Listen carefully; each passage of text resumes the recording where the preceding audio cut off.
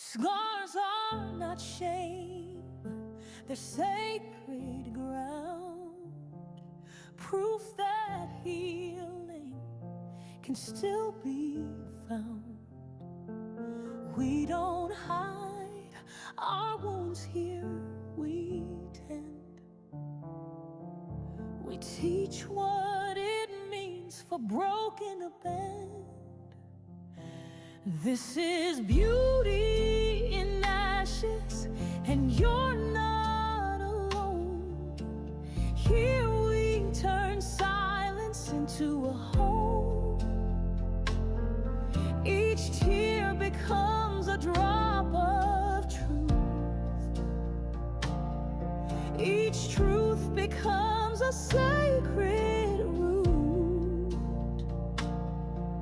We teach the soul to breathe again, to walk, to speak, to rise, to mend. You are not your trauma, you are not your past. Let it rot. You are love, you are light, you are soul reborn. You're the calm in the eye of your own storm. On beauty and ashes, we say your name. We hold your pain. We light the path until you can walk it on your own. And even then, you're never truly alone.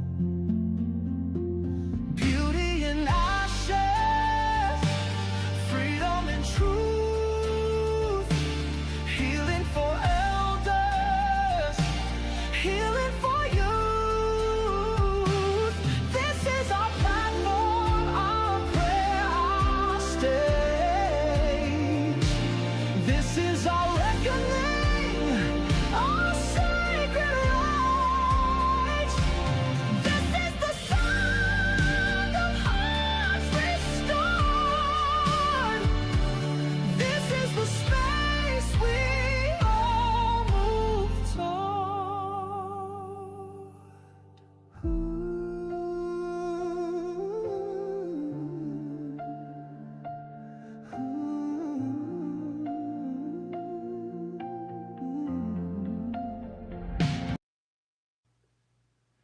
Hello everyone, happy Monday. I was thinking about that. Monday seems to be such a negative day for everybody, so I'm kind of glad that this worked out that I could do these on Mondays. Put a little positivity into life. So tonight we're going to talk a little bit about relationships and I think some communication. And we'll see how it goes. As always, you are more than welcome to put your comments and your questions in the comment section, and I will do my best to interact with y'all. This isn't about me. This is about all of us. So welcome to our little internet fire circle. So do you know what toxic people have in common with other toxic people? Trauma. Do you know what toxic people have in common with healthy people? Also trauma.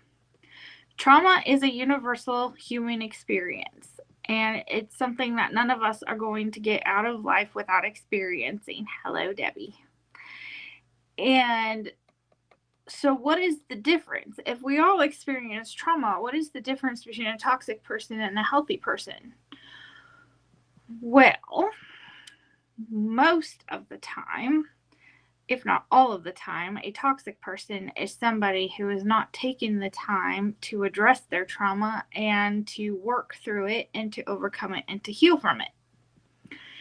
And instead, they choose to wallow in self-pity and play the game of my pain is worse than your pain, so I am deserving of this, that, or the other, or I require more attention, if that makes sense. So when we're dealing in relationships and we're setting our circles of trust and we're trying to build community, right? we're going to run into a lot of different types of people. Some are going to be toxic, some are going to be healthy, some of them are going to be on a journey. Really, everybody's on a journey. It just depends on which way they're going to take it.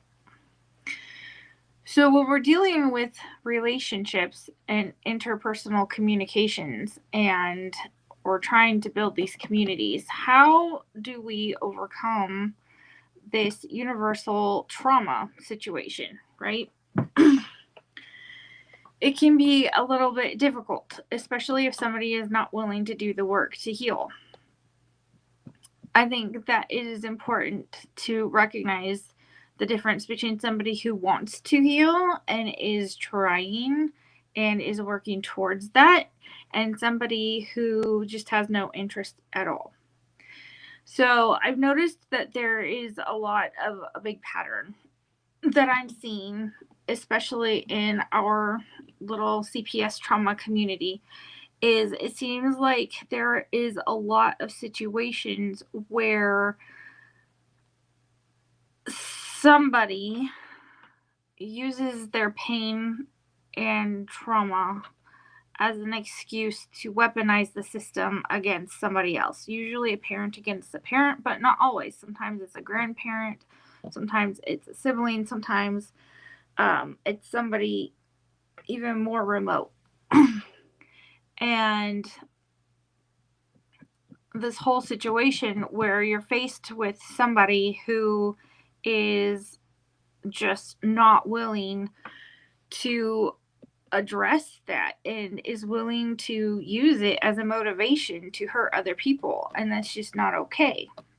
And a lot of you out there have experienced that. So how do we handle this when we're talking about, having reunification, possibly of having our kids come home, of dealing with our spouses or exes or, significant others? I mean, there are a lot of us out here with very different situations, all of them unique. And that's a big question. That's a big question. Like, how do you handle that? Especially for some of you who have that situation of, you're stuck possibly having a co-parent with somebody who hasn't been the healthiest person in the past. Like, how do you handle that? How do you deal with that? So the first thing that probably we need to look at is, where are the boundaries set? Do you have healthy boundaries around you, yourself? Does this other person, the other people you're dealing with, have healthy boundaries for them? And wherever the boundaries are set, is there clear and concise communication about those boundaries and about situations? Like, this is the time to start dealing with this before kids start coming home. If you are currently cohabitating with other people, whether it be a partner, significant other, family members, a roommate, or whoever else, like, these are conversations that you need to start having. Like, we need to start having. I know for Gunnar and I, we've had to have some of these conversations as well, because we're looking towards reunification of our family at some point, hopefully. And how are we going to handle that? Because we've been separated for so long, and the kids have been separated from each other for so long. And how do we handle that with everybody involved? And it can be kind of complicated, especially when you're dealing with people of all ages. And when you're talking about kids coming home of different ages that may or may not have been gone for a while, they may have been taken when they were very young and they're a little older now. They may not remember everything, or, you have situations where the kids have only been gone a short amount of time, but they still would have experienced that trauma of being separated. And how do you handle that? So these are some of the questions that, we should start asking ourselves, like, okay, what is this going to look like going forward? How are we going to handle this? But also, how are you handling your everyday life, with or without your children, just your everyday interactions? How are your communication skills? Are you able to communicate what is on your mind clearly with the people around you? Because nobody can read minds. I can't read your mind. You can't read my mind. You can definitely find common ground. And I always try to do that with people when I first meet them and I start talking to them. I always try to find common ground. For me, I tend to find that if you are a reader, I can have a conversation with you much easier than I can have a conversation with somebody who doesn't read. Because I read so many books, I can usually find one somewhere that we have both read that we can have a conversation about, and it kind of gets things going and it makes things a little bit easier. Trauma is another one. We've all experienced trauma, right? All of us here have had some sort of CPS trauma put on us. And that gives us common ground. Excuse me, pardon me. Debbie, how are you doing, hon? You guys doing okay? I know I haven't talked to you in a couple days. So this idea is, or the thought behind this is, learning to find common ground with the people around you instead of always being in competition and looking for reasons not to have common ground, if that makes sense. A lot of people seem to get caught up in this competition of my pain is worse than your pain. And I've seen this happen so many times, and it's not true. For one thing, again, trauma is universal. Everybody experiences trauma. We all know what the impact is on our bodies and our minds and our lives. Trauma is very similar, has a very similar impact to people across the board in their bodies and minds. Very similar. The part that we cannot always understand, though, is how it is impacting everybody spiritually. Like, your journey is going to be different than my journey, right, Debbie? You and your daughter have a very different experience with your grandson than what I've experienced with mine. And I can't completely understand what you're going through from the perspective of how it's making you feel and how you're responding to that and how you are working through it every day. But I can completely understand that you have experienced trauma. You and your family have experienced trauma, that you are in pain and you're heartbroken and it's affecting your life. And I can understand that for any one of you who has gone through this, because that part is very familiar to me because I have experienced some of that myself. But what I don't know is how it's impacting you and how you're reacting to it and how you're working through it. And that is where we have differences. So we have common ground in our trauma, but we also have differences. And that's the same across the board for most people. Correct, Debbie. Oh, thanks, hun. I can read that so much easier. I think that I need to find my glasses again. They're somewhere. In fact, I had them the other day, but I think I need a new pair. It's joys of getting a little bit older, right? Your eyes don't work as well.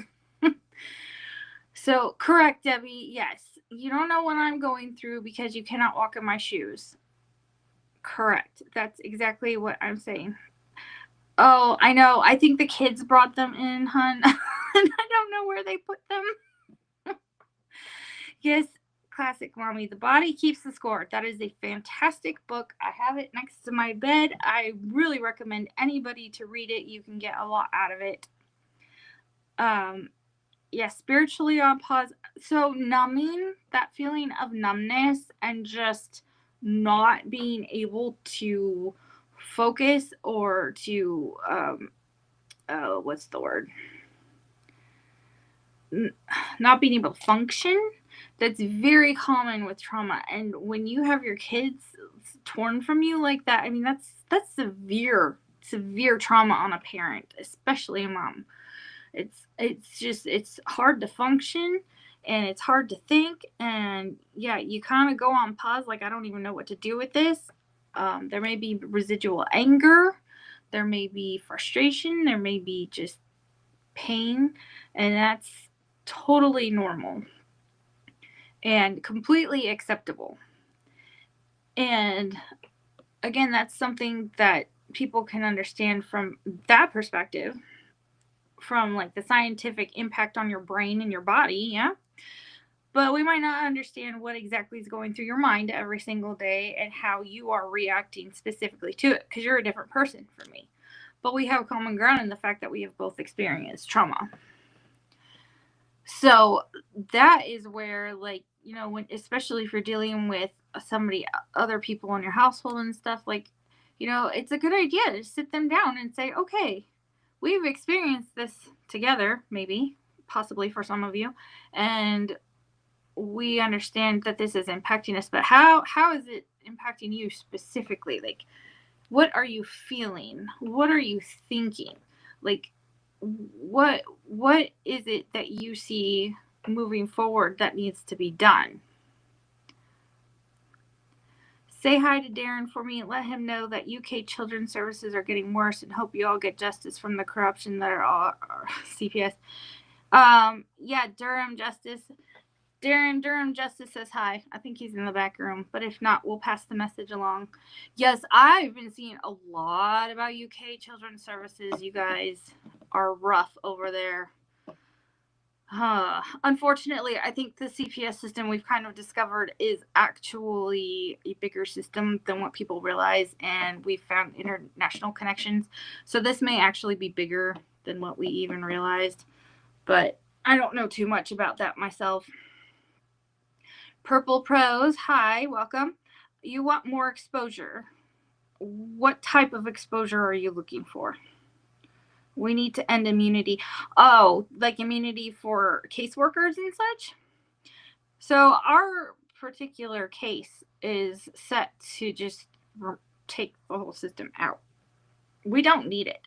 And that's what I am here to talk about and to kind of encourage people towards, is overcoming the trauma of these cases and healing. And then, together answering the question of how can we do better for our children and for our families, because this is not good. The way that these things are being handled is not good.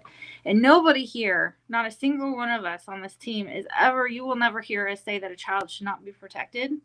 And you will never hear us say that children don't deserve to be safe. And we all believe that children need to be protected, and we all believe that children need to be safe, and we all believe that children need to be treated well. However, I think that we all agree, and I speak for myself, and I think that I can safely speak for most of us. I believe that we all agree that CPS is not the way to do it.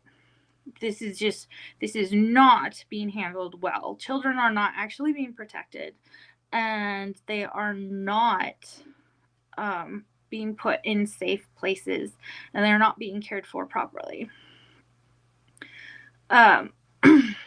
So that's kind of where we're at with that. There has been a lot of exposure, CJ. It's true. People just don't care unless it's literally happening to them, and it's the trauma. Okay, so actually you bring up a very good point. It is true.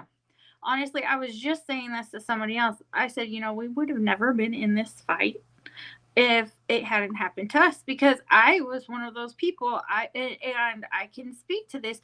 We are conditioned as a as a society to believe that CPS is there for a reason and to protect the children. We are trained to think that way, and it seems like every facet of life, if they aren't involved in the CPS law system specifically, they're mandated reporters. Like, we're surrounded by mandated reporters. And so it's really hard for people to think outside of CPS is there to protect children. They're the heroes, right? That's what we were all taught. And then it happens to us one day and we realize, whoa, there's something really, really, really wrong here. And then what do you do? Right? And I think that there are a lot of people out there who have been speaking up for a long time, but it's just, it doesn't get around. I do think that in the last like 10 to 15 years or so, I think that CPS has gotten more active. I think that they've gotten especially more active since after COVID. I could be wrong because I don't know the exact statistics, but it seems like they've gotten more active. And so I think they're affecting more people. but also we have social media now. So we're able to kind of talk to each other and get connected with each other in a way that we were never able to before. And the trauma of a CPS case absolutely 100% isolates people. And I believe it's meant to. So you all know how narcissists work, right? Like narcissists like to isolate their people. They like to keep control. They like to manipulate and gaslight and keep you where they want you, right? CPS kind of works like a narcissistic abuser.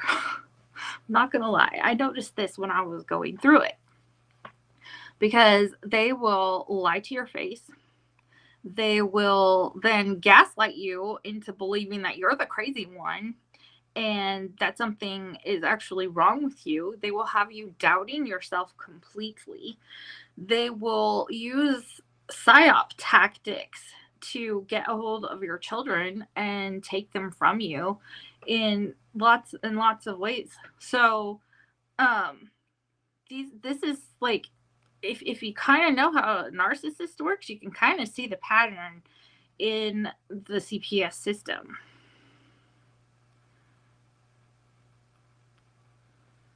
Oh Lord, Durham, that's horrible. That is awful. I can't even imagine. I don't want to imagine. Ew. Ugh, that's hard. And yeah, actually, and that's the truth, is a lot of abusers, most abusers, if they're going to target children, they are usually going to be in a career or a workspace that involves children, whether it's a caseworker, teacher, coach, sometimes pastor, youth pastor. Unfortunately, and there's a lot of them out there. They will usually, people who want to target children have to get close to them, right? So they will put themselves in a position of, one, power, and two, where they're close to kids. And then, they're very good manipulators. In fact, hey babe, this might be a good time to share that video if you happen to be back there and can get it up and running, because I've got a video back there about manipulation and how to tell if you are being manipulated, which is a really good thing to know in general for everyday life.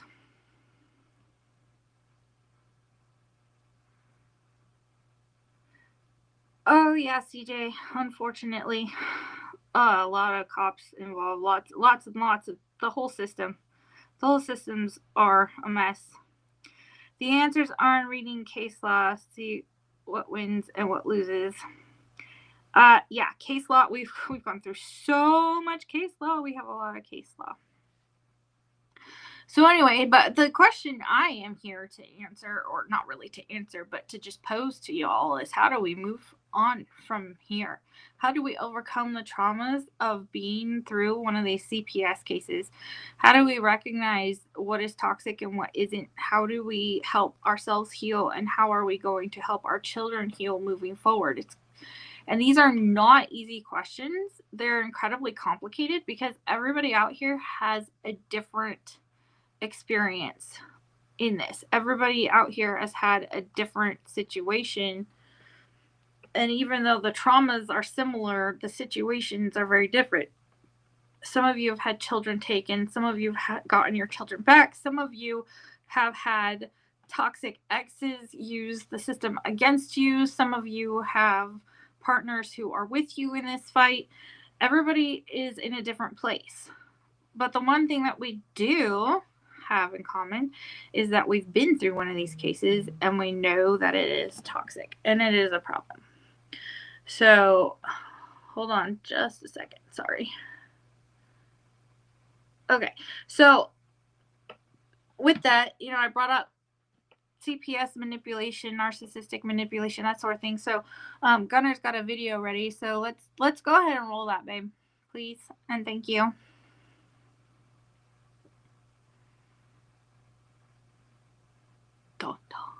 Maybe in a minute.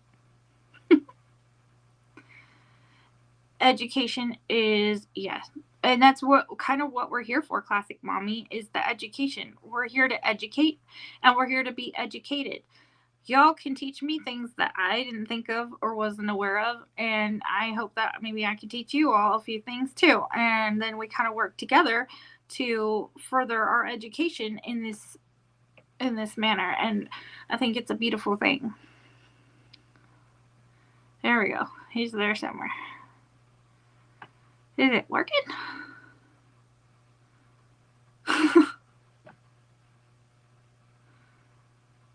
Whoop, nope, maybe. We're trying. Sorry, I kind of threw at him last minute. I didn't know if I was going to need that video or not, but he's getting there. Yes, Florida Mom, exactly.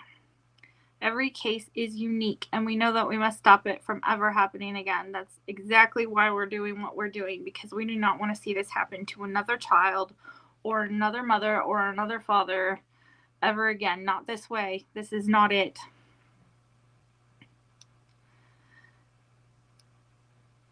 Jason, I'm not sure what situation you're talking about. You can always email us at our show emails.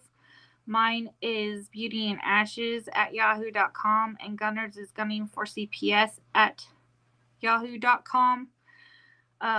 We are not lawyers. We are not advocates. We're just parents like you who have figured a few things out and decided to do something about it. So we can point you kind of in the right directions and such, but we can't give legal advice and we can't fix it for you. A lot of it is up to you.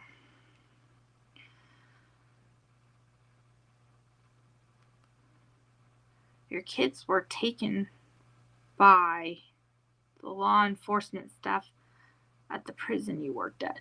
The law enforcement staff at the prison took them, or the kids were taken at the prison? Sorry, I'm not sure. Hi, Tammy. Oh, Jason, yikes. You're on the streets. That's rough, man. Yeah, I don't even know. I don't know what help we can possibly give you with that. Obviously, if you've been through a CPS case and your rights have been violated, you can fill an affidavit out with our case. But again, you can always email one of us. We might be able to point you at least in a direction. Thanks, Debbie. All right, babe, is that video ready now, or?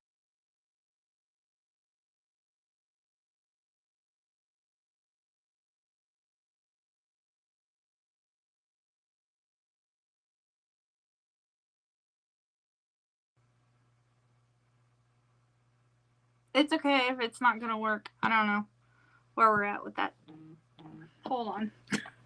Sorry, guys. Thank you for being so patient. I'm still learning this, and we're still working some things out. Okay, so our emails, it's really simple, Jason. So Beauty and Ashes, that's up there on the top, at yahoo.com. And then Gunners is gunning4 with the number 4 CPS, also at yahoo.com. So it's just the title of our shows at yahoo.com. And anybody's welcome to email me their stories or questions or whatever. I'm always happy to listen. I'm more of the listener than Gunner is. He's more of the, I'm going to give you the case law and I'm going to teach you about your rights. But he's not an empath like I am. Like, I'll take the time to listen.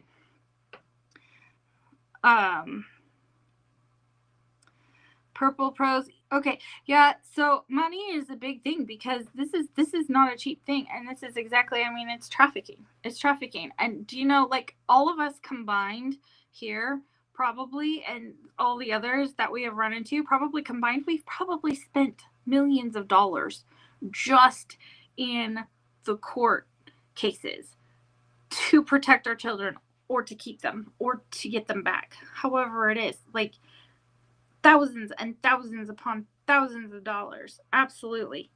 And it's alarming how fast some of us have gone bankrupt because of it.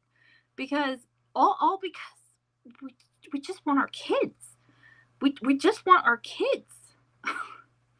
It's horrible. Oh, yeah, Florida mom. I didn't think about that because, yeah, they do take kids if they were born in jail. That would make sense. I'm not sure what the situation is, but yeah, that's rough.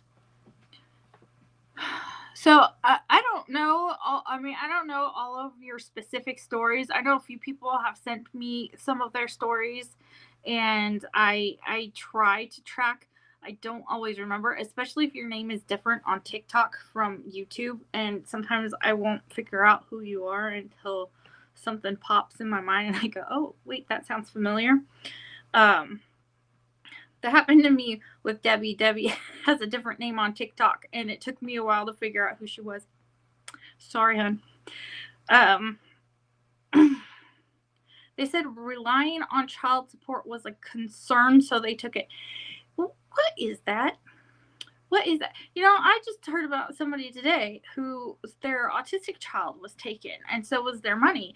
Like, I was really worried about that because my kids are on a specific type of income, and I knew that if they took them away from me, that income would go with them. And then you sit there and wonder, like, it's not a little suspicious. It's a little suspicious. Yeah, billions of dollars are dumped into removing our kids, but then they get it all back because we're paying it into the system to get them back, or at least try to get them back. We don't always succeed, unfortunately, but hopefully we're going to fix that. Your son has special needs. I also have special needs kids. So, and I tell you what, the trauma that they are putting these spectrum kids through in taking them away from their homes and then putting them in foster home after foster home after foster home, and then when they don't fall in line where they think they should go, then to mental health institutions, and then back to foster care. Like, it's awful. It is unforgivable. It's atrocious. I can't even, like, the system is not made to deal with these kids. They don't care. You are mentally ill for wanting your kids. How do you handle that in my case? If I'm mental, then what does that mean for all parents? Florida mom, I can't diagnose you, but I tell you what, having a child taken from you or any mother in general would make them extremely ill. That is a trauma that your body will hold forever. Having your kids torn from you, that's going to affect your brain, and it's going to affect your body, and it is going to affect your health. And, like, I know some of you out here with chronic conditions. I know it because that's what trauma does. Trauma can do that to you and cause mental disorders, and it can cause chronic health issues. And I'm not talking mental disorders like you're absolutely insane, you need to be institutionalized or anything like that. I'm saying, like, you'll see it. You will absolutely see it. I will be talking to you on here on my show, and for a second my mind will just go completely blank and I will dissociate. Trauma. And a lot of mental health issues can stem from PTSD, CPTSD. A lot of you out here with high functioning depression, you'll show up to work, you'll show up to whatever, you'll smile, you'll put the smile on, you'll put the mask on, and you will function, but you will go home and you will just fall apart. And that's perfectly normal. So it's not that you are severely mentally incapacitated. It's that you're trying to function with severe trauma.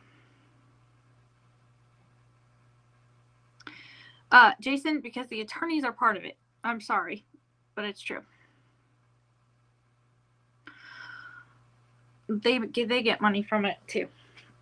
I mean, think about all the money we've had to spend on attorneys Just this little group right here. Think of all the money we've had to spend on attorneys. They don't want this to go away. Purple Prose, that's horrible. No hospital, no visitors, or access to a phone whatsoever. That would kill me. Like that would kill me. I would break. And that's what I'm here to tell you, is that it's okay to be broken. And it's okay to be hurting. And it's okay to be angry. All of those things are 100% valid.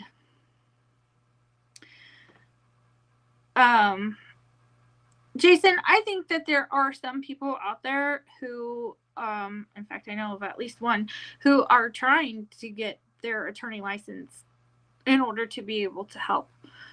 But finding a whole team of them, I don't know. I don't know. That's not something I can answer.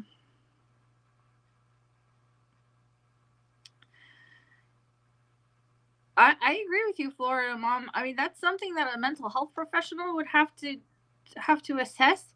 But honestly, they're just a part of the system too. I mean, I hate to say it, but I haven't met a therapist yet who is understanding towards the plight of a CPS parent. I really haven't. In fact, I have heard many stories to the opposite of therapists discounting the trauma and discounting the PTSD and discounting the pain, and it's awful. Hi, Catherine. Welcome. Yes, the system is so corrupt because of federal funding. Well, that is one reason. I mean, I think it's corrupt because it's corrupt. I think they found a way to capitalize on our children, and they've done it. So, and that's coming from somebody, I'm not against capitalism in one sense, but I don't believe in capitalizing on people's lives and well-being the way that we do. You're welcome, Florida Mom. You are most welcome. So, communication. How are you all handling your communications in life? Because the people around you can't understand what you're going through. They haven't gone through it.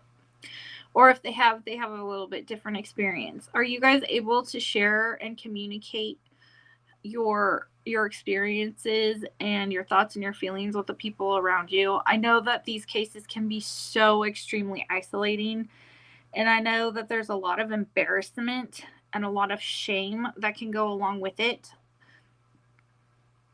And Florida Mom, I'm the first one that understood the plight of our world. I've been told a few times that I'm a very unique individual. I'm a very strong empath, and I am capable of seeing the big picture, and I can put pieces together pretty well. And having some experiences myself, I can understand a lot of what you're going through, even though I haven't gone through exactly the same thing. 6 months left time, not for anything I did, but what I said. Blogging to the core, but oh, so Laura, that is very difficult because a lot of the orders that are placed on us through these situations are very unconstitutional. However, if you are going to violate them, there will be retaliation. And that is something that my husband and I have had to face as well, because we have a very unconstitutional order on us at the moment that we have unfortunately had to respect in the name of giving our children a chance at safety. But it's not easy knowing that it's completely unlawful and unfounded. And it's very tempting to want to go against it. But again, for the sake of the kids, we chose not to. And that is why we are in federal court, because you're just not going to get anywhere with state court, unfortunately. make us parents that cared into criminals for wanting our children. Anyone could put a protective order against you for raising your voice in an argument, even if both parties were. Yeah. I was labeled a difficult parent because I was not going to put up with a lot of their nonsense. But I had to temper it down, and I had to make it work, because I was not, like, they were not going to take my kids. Like, I was not having it. But I was definitely like, I was labeled a difficult parent because I spoke up, and they don't like that. They do not like being told no at all. Hi, Sam. Welcome. Independent evaluation. Mental health is being used against you. Get a licensed neutral therapist or psychologist to assess you. So finding a neutral therapist or psychologist is kind of difficult, since they're all kind of tied to the system a little bit.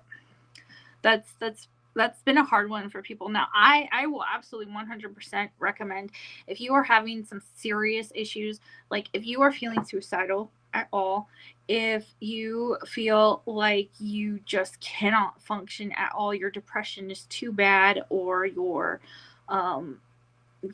having too many panic attacks, or whatever it is, I do recommend seeking mental health help. And I do recommend seeking out a professional. I just would recommend also exercising caution and having a really serious conversation before you get into it about where they stand with a lot of this, because a lot of them just are not sympathetic to parents who've had their children taken. And a lot of them will just tell you, well, you must have done something. Same thing a lot of us have heard, right? And we know that that's not true. We know that this whole thing is corrupt. But you are important. Your mental health is important. Your ability to be able to function, especially if your children are going to come home, is important. And now is the time to start paying attention to that and getting some things taken care of, because how are you going to help your kids overcome their trauma and heal if you do not overcome your trauma and heal? And I'm not saying it has to be all the way done and worked through by the time they get home. No, this is a journey. It's not going to happen overnight. But the fact is that at some point you're going to have to address it. And to address it now, before your kids are in the mix, might be the best option. Now, if your kids are already in the mix, that's fine. Work with them alongside with you, or however you need to do it. But I'm just saying, like, you're not going to be much help to them if you are not helping yourself, if that makes sense.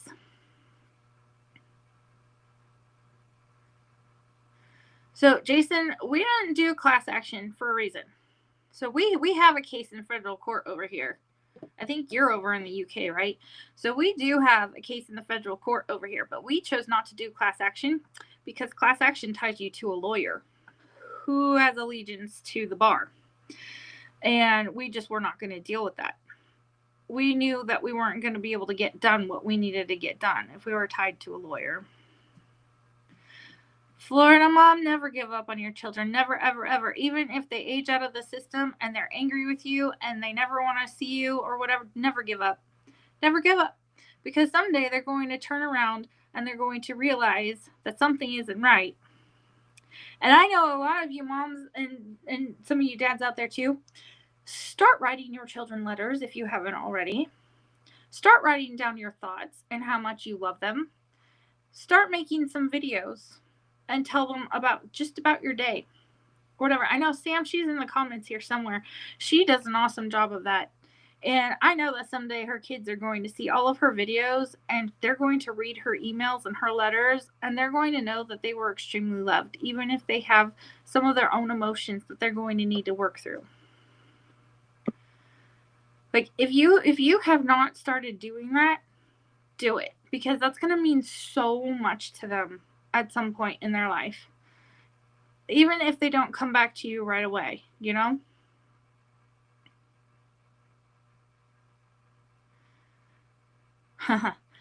Is it Rochelle or Rachel? I'm not sure. I'm sorry. I'm going to go with Rochelle because that's what it looks like to me. CPS took my child from me at hospital and promised my child would come back. They lie a lot. They lie a lot. They not only lie to you, they lie to your children. They don't only lie to you and your children, they also lie to the foster families that they place the children with. They lie to adoptive families too. And unfortunately, that is the real truth of the matter. And that's another thing. I know a lot of us are angry with foster parents and with adoptive parents. 9 times out of 10, they're not the real enemy, though. They've been lied to just as much as you have. And it's not an easy thing to be either. And I'm not saying that all of them are created equal, and not all of them are equally good. And some of them are downright horrific, but in general, they're trying to fill a need that somebody says is there. And they're not understanding the other side because they're not in it. Yes, they brainwash our children in the foster system. You know where else they're brainwashing them? In the education system. It's very true.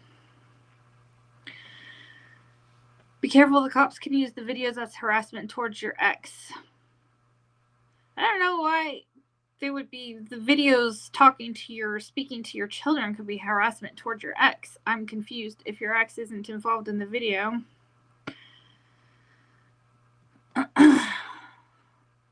I'm not sure what you're talking about there, Jason. Sorry. If you're writing letters to your children, you don't necessarily have to send them. Just hold on to them until you can give them to them. And the videos don't even have to go public. You can just hold on to them and, wait until the day that you can show them to them. Oh, Darren, I love it. Thank you. So, yeah, that's, again, none of these are easy answers. None of it is cut and dry. And we're going through a lot of pain right now, and it's completely understandable. Oh, if they feel you are leading their children away from their mother, speaking of videos. Oh, okay. So, Jason, my recommendation with that would be don't include that person. You don't have to say anything about anybody else in those videos. All you have to do is say, I was thinking about you today as I was walking down the street and I saw these beautiful flowers, and they reminded me of you because your middle name is Lily, and I just wanted to tell you today that I really, really love you. That's it. That's all you got to do. And then, you date them, and then they know that day you were thinking about them. And that day you reached out the best you could and let them know it. You don't have to include anybody else. In fact, I don't recommend it. Listen, your children are not pawns. Your children are not game pieces. And your children don't need you manipulating them. Children are very smarter than people give them credit for, and they're very intuitive, and they will usually come to the conclusion about a person on their own without you ever having to help them.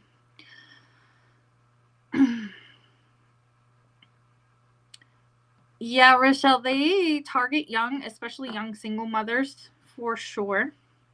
And yes, everybody here has been judged on their parenting, and then they send you to parenting classes that are usually being taught by people who have never been parents. It's great. 40 days in jail during COVID for sending your son a birthday card when he turned 8. Did you mail it before he turned 18? Probably. They will use any excuse, and they will use any loophole that they can find. They absolutely will.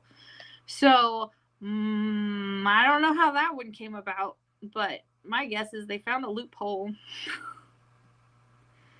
DCS is trafficking children in Arizona. We aren't afraid to say that out loud. Honey, DCS is trafficking children everywhere. We're not afraid to say that out loud either. All those kids coming across the border back and forth?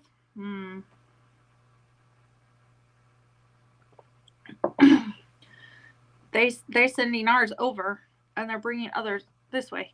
It's very, very distressing. Yes, trafficking children everywhere. They are connected internationally, unfortunately.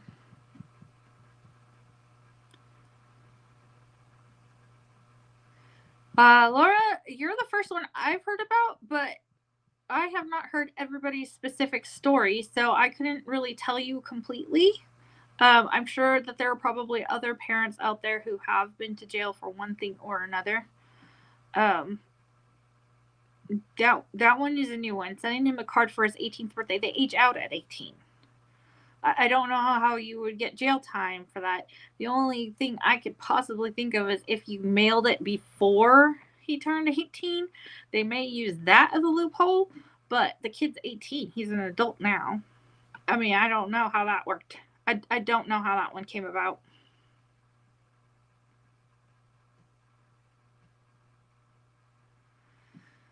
Oh yeah, it's really hard. Those are very hard conversations, Florida mom. Very, very hard. I mean, these kids are being taken away from their families. They're being thrown into a system. They have no contact, and a lot of things happen while they're gone. And then having to explain it to them and tell them about it. I mean, that's really rough. So I'm actually, in fact, I'll put this out here for those of you who are here. I am actually, I've started reaching out to a few former foster youth that I've run across who are willing to share their stories. I'm going to try to get some guests on the show in the next few weeks. I'm going to try to reach out.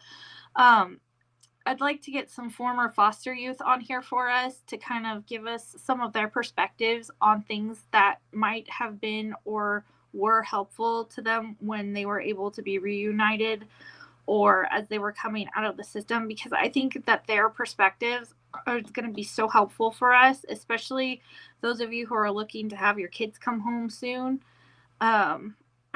I would really like to get some of their perspectives for us. So if any of you out here in the audience have been were in foster care when you were younger and you have a story and maybe some perspective on some of this for us, email me your story and let's set something up, because I think that would be really helpful for a lot of these parents out here to get your perspectives on, what might have been helpful for you as you were coming out of the system, or what was helpful for you to overcome your traumas and all of that. Whew, you guys are typing so fast I can't even catch up. Hi, Mother Earth, welcome.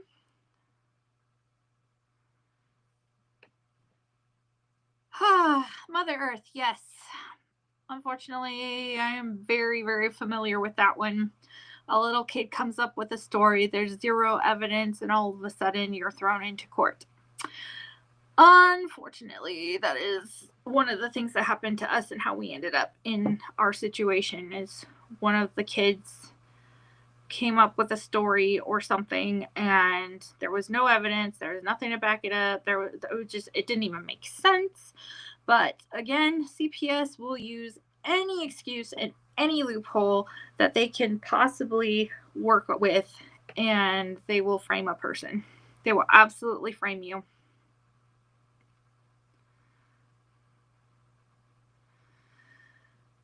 Yeah, Laura, that's a hard one because you're so disconnected and you don't know. And then, especially if your children were really, really young, like they may not have those memories and they don't know. Rochelle, that is a good question. How is it child's best interest if a child can't speak up for themselves? Well, and that's the thing is, right, minors aren't technically legally allowed to speak up for themselves in a way, but at the same time, they kind of need to be able to, don't they? It's really rough.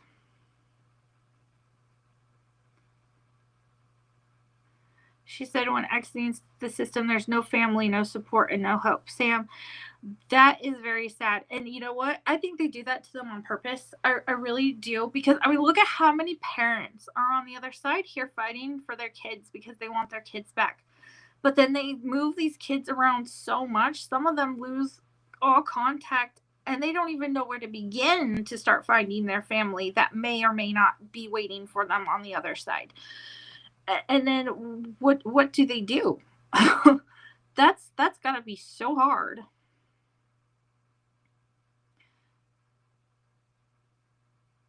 Yeah, so Florida Mom, I mean, that's kind of what we're doing here is we want you all to have hope. We want to give you hope, what little that we can.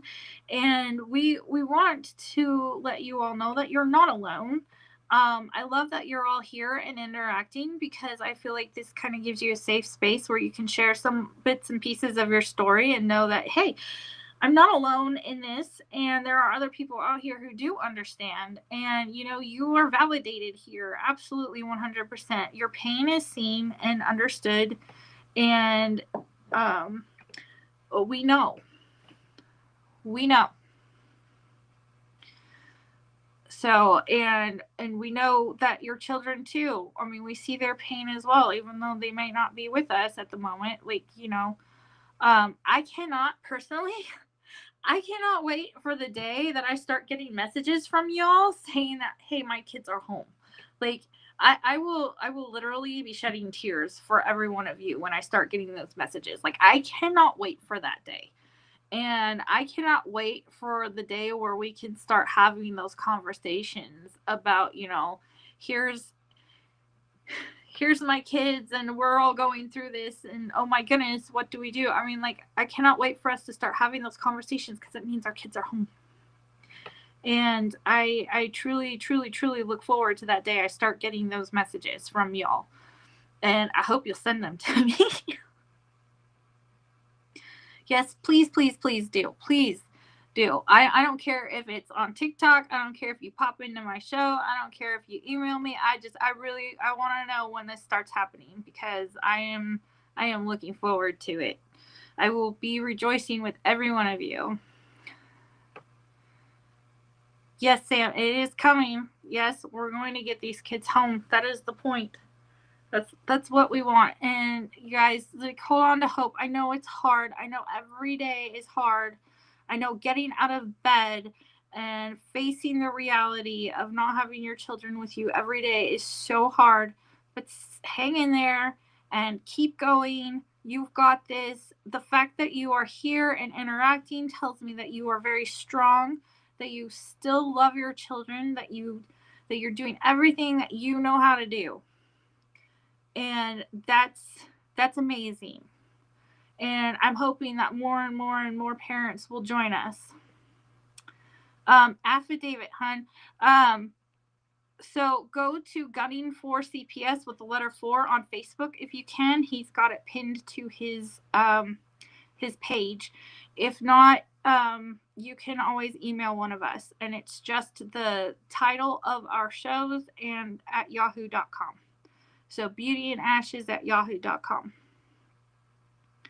Or Gunning for CPS with the number 4 at yahoo.com. Classic Molly, I am so happy to hear that. I'm sorry you had to spend so much money for something that you didn't need to be spending money on. But I am so glad that your children are home. And yes, praise God. I am so happy to hear that. You will have to, I did get your number, Classic Mommy. I will be reaching out at some point. But you are also always welcome to email me. I would love to hear more about your story. And I'd love to kind of chat with you and see how your kids are doing and how you are doing and all of that. So, yeah. So you guys are doing an amazing job. Like every single one. And I am so proud of you, and I'm so thankful for each one of you being here. And just stick with it. Hang in there. It's change is coming soon. And we're here to help with education, and we're here to help with support. So Tammy, that's amazing. We need more and more and more. And if y'all can find me on TikTok, it's under Beauty and Ashes. And I've been working to get the word out to other people. And I wouldn't mind a little extra support and help with that on TikTok either. So, all right, y'all have a really good week. I will be back next Monday. And hang in there. You guys are doing great. Beauty from ashes, there's hope. When we come together, we'll raise this family. He might pull me up. I don't know what back there.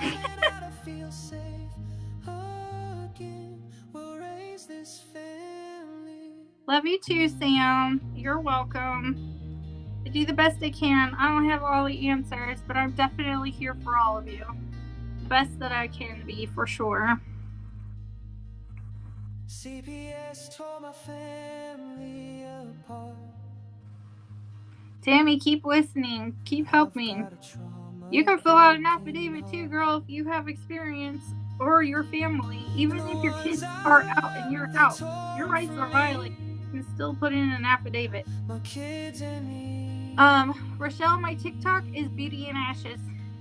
I tried to make it easy for people to find me.